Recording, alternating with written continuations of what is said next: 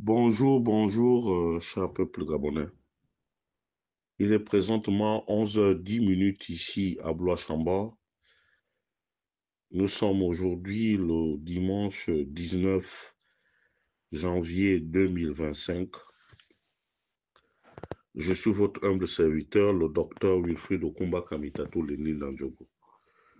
Ce matin, je dépose mes valises chez son Excellence, M. Brice Clotaire Oligui Nguema, le président de la transition. Monsieur le Président, je m'excuse pour le dérangement. Veuillez me recevoir chez vous. Excellence, le pouvoir est sacré et on ne joue pas avec le pouvoir, Monsieur le Président de la transition. Voyez-vous, je n'ai pas dormi toute la nuit parce que je me rends compte que vous êtes victime d'un coup d'État intellectuel. Et je suis plus que convaincu qu'il y a des forces d'inertie qui mettent des organes pour vous empêcher de dérouler votre ambition pour le Gabon. Parce que je ne peux pas comprendre, et je ne peux pas me l'expliquer, que les marches tout azimut qui ont été organisées par les membres de votre famille paternelle se soient soldées par des flops. Et Excellence, ça donne l'impression que vous êtes un homme seul et que finalement, tout le bruit là, c'est pour rien du tout. Monsieur le Président, personne ne peut vous empêcher d'aider vos parents, qu'ils soient du côté maternel ou du côté paternel. Mais je crois qu'au jour d'aujourd'hui, il va falloir dissocier les choses entre la République et vos familles respectives. Parce qu'au-delà de vos familles paternelles et maternelles, vous avez aussi deux belles familles. Sans oublier vos amis d'enfance qui confondent l'État gabonais en une entreprise familiale. Monsieur le Président, l'épisode d'hier est à vite oublié. Il va falloir que nous rattrapions cela. Et pour rattraper cela, nous avons besoin aussi de votre concours.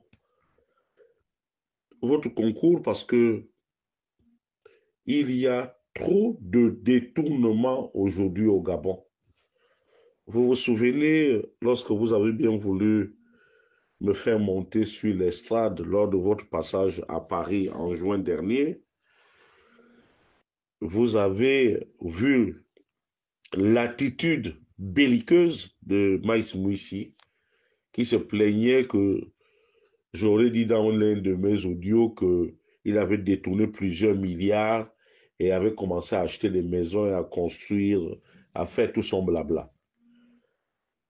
Vous avez dû le recadrer et aujourd'hui, l'histoire me donne raison. Monsieur le Président, vous avez ouvert la boîte de Pandore.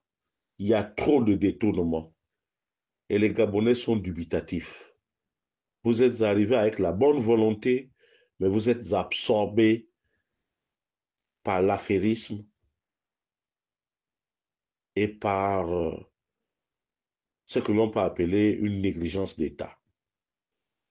Pour essayer de donner de la force à ce que vous faites, pour essayer de nous donner la possibilité de vous porter à la tête de ce pays, il va falloir que vous posiez plusieurs actes.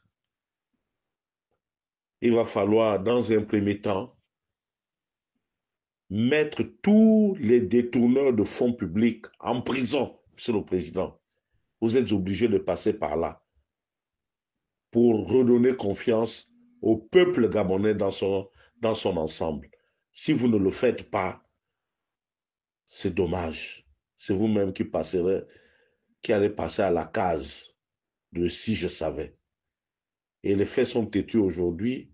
On sait désormais que Charles Mbaye a détourné, Loïc Ndinga Moudouma a détourné, Maïs Mouissi a détourné, Pascal Sifon Goué a détourné outrageusement au ministère du Tourisme. Les 4 milliards que vous avez mis à sa disposition n'ont servi qu'à l'embourgeoiser lui-même.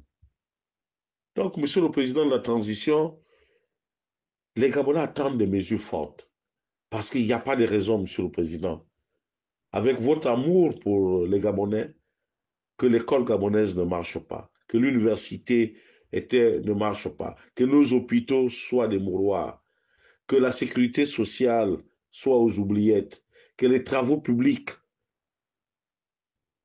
soient dans les mains d'un apprenti sorcier. Monsieur le Président de la Transition, voici la réalité des faits. Et l'autre aspect du problème, c'est que nous qui sommes vos parents, moi je me définis comme étant un membre de votre famille maternelle, puisque je suis du Haut-Ogooué comme notre maman. Et de l'autre côté, vous êtes 50% du Wellington. Donc vous avez vos parents paternels là-bas. Il va falloir désormais que nous chassons dans nos milieux naturels respectifs. C'est-à-dire que nous qui sommes du Haut-Ogooué, nous devons mettre les organes pour que le Haut-Ogooué se lève et puisse vous accompagner vers des lendemains meilleurs. Il en va de même pour les Wellingtonois. Maintenant, les autres villes, Monsieur le Président, dans chaque ville, il y a toujours un leader. Dans chaque ville, il y a les gens qui sont porteurs d'espoir. Il va falloir compter avec eux.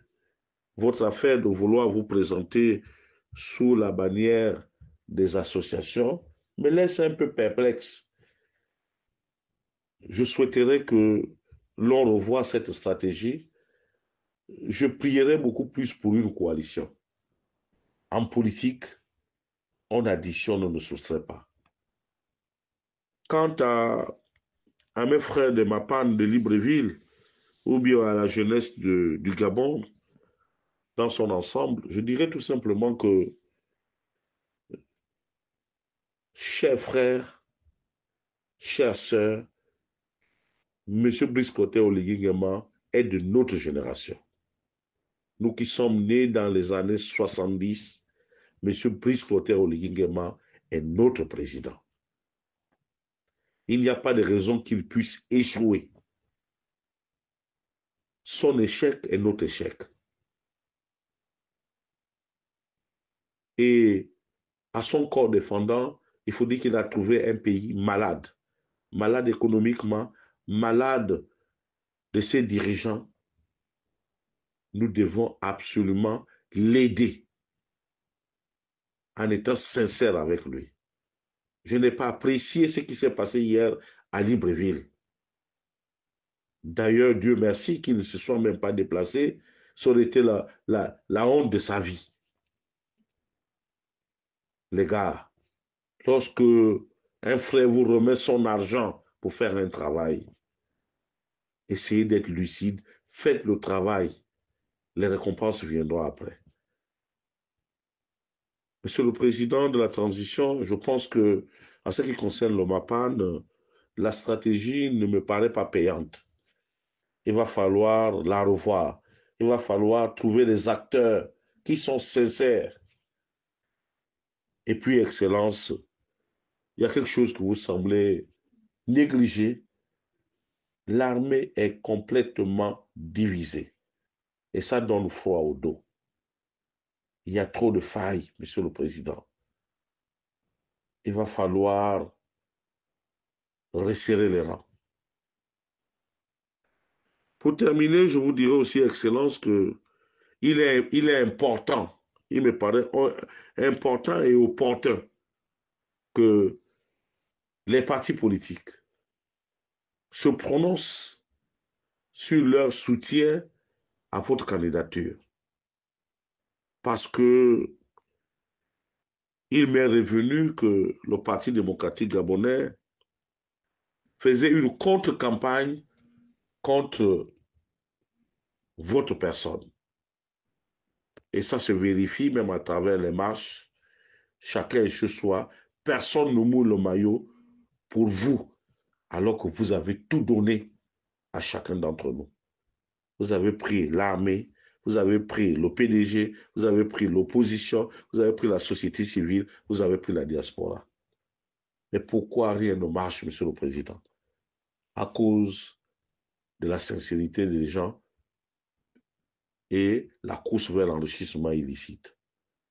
Monsieur le Président, qu'il vous plaise de bien vouloir laisser les fins limiers de la DGSS, de laisser les gens de la DGR, de laisser les gens de la police judiciaire, de laisser les gens de la DG6, de laisser les agents du CEDOC faire leur travail. Les gens doivent aller en prison. Un bon nombre de cadres du ministère de l'économie doivent aller en prison parce que Maïs Mouissi ne peut pas commettre de tels forfaits sans le concours de certains au cadre de ce ministère. Parce que c'est un incompétent notoire. Comment a-t-il fait pour détourner autant de sous? Excellence, Monsieur le Président. Et je vous serai aussi gré de bien vouloir renouveler votre cabinet, Monsieur le Président. Il n'y a pas de honte à ça. Vous aurez en face de vous des Gabonais. Les Gabonais ont besoin de signaux forts. Les Gabonais ont besoin de voir un certain nombre de personnes balayées de votre entourage pour qu'ils puissent se prononcer et vous soutenir en toute liberté. Aujourd'hui, il y a trop de zones d'ombre, Monsieur le Président de la transition. On ne sait plus où on va. Au début, on avait vu le cap. Le cap, c'était de rattraper le retard, de rattraper le développement. Oui, vous êtes en train de reconstruire la cité de la démocratie. Merci, Monsieur le Président. Vous êtes en train de faire les immeubles interministériels. Merci, Monsieur le Président. Mais l'hôpital est par terre. Je ne comprends pas pourquoi est-ce que jusqu'au jour d'aujourd'hui, vous ne prenez pas une décision idoine concernant votre bel oncle, le professeur Mungungu. Peut-on accepter de tuer tout un peuple parce qu'on va assouvir les besoins de sa belle famille? Je ne pense pas que ce soit votre cas, Monsieur le Président. Je vous remercie. C'était Wilfred Okumba Kamitatou depuis Bois-Chambord.